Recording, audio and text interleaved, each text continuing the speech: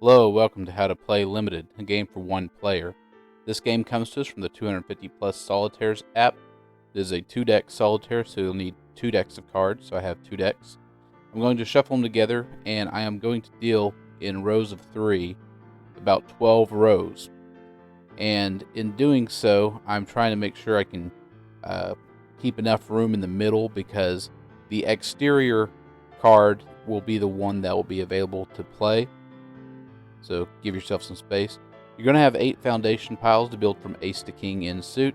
The ace will not wrap around the king. On the tableau, you will build down in suit, and you'll have 1 spot in the waste pile. You can play from the waste pile, or you can play from the card in hand. So we'll get started. We got ace, 2, 3, and 4. That leaves me with some room to figure out my strategy as far as what cards I want to put on, what cards I want to hold and wait.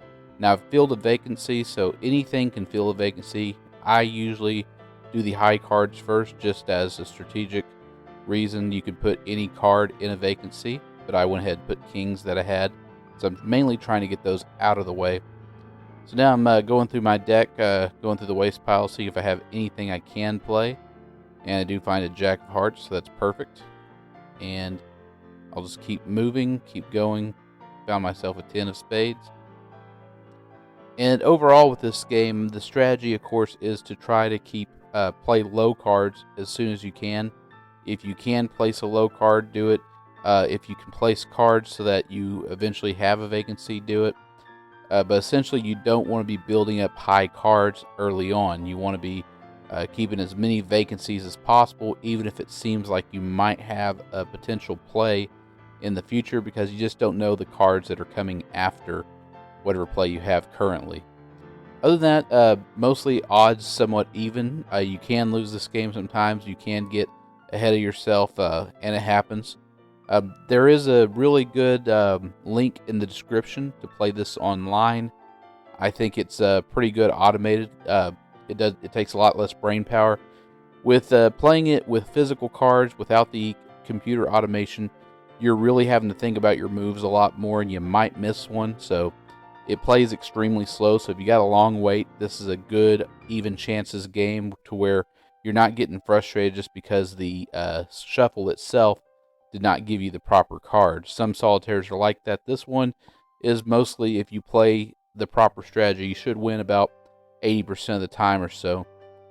Sometimes you won't win it though. Sometimes the card shuffle will be in such that you'll get trapped in some way and unable to recover. The biggest thing too is, since this is a 1 card at a time movement game and you can't move entire stacks, that's why having the number of vacancies constantly left open is a key decision point in this game. So we're just going to keep going. Now I managed to get to that queen. Now I know I have a king there, so I think I'm going to take those moves back, because if I put that king down, I will no longer have any vacancies, and that would not serve my interest of trying to win this thing. So I'll just keep going. Okay, I found the second king of clubs, so I know the other king of clubs is way buried in there. It's just a matter of, can I get to it fast enough? And so I won't go with that jack of diamonds, because I don't think I can place it if I do take it at the moment.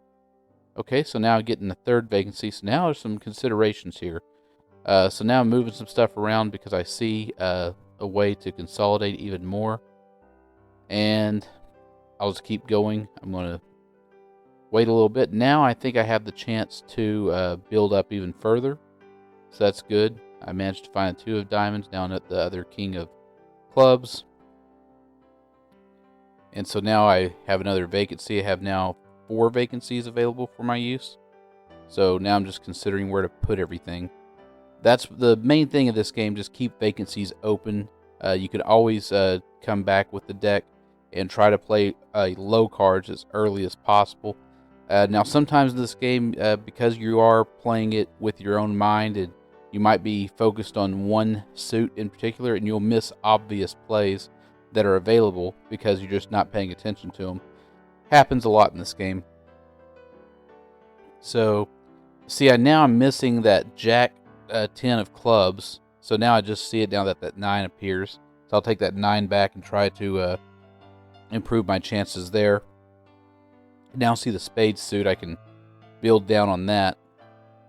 Now I got a lot of mess with the spades. I got 3 different rows of spades that I can't do anything with. But I'm slowly consolidating everything. Now I see the clubs were right in front of me.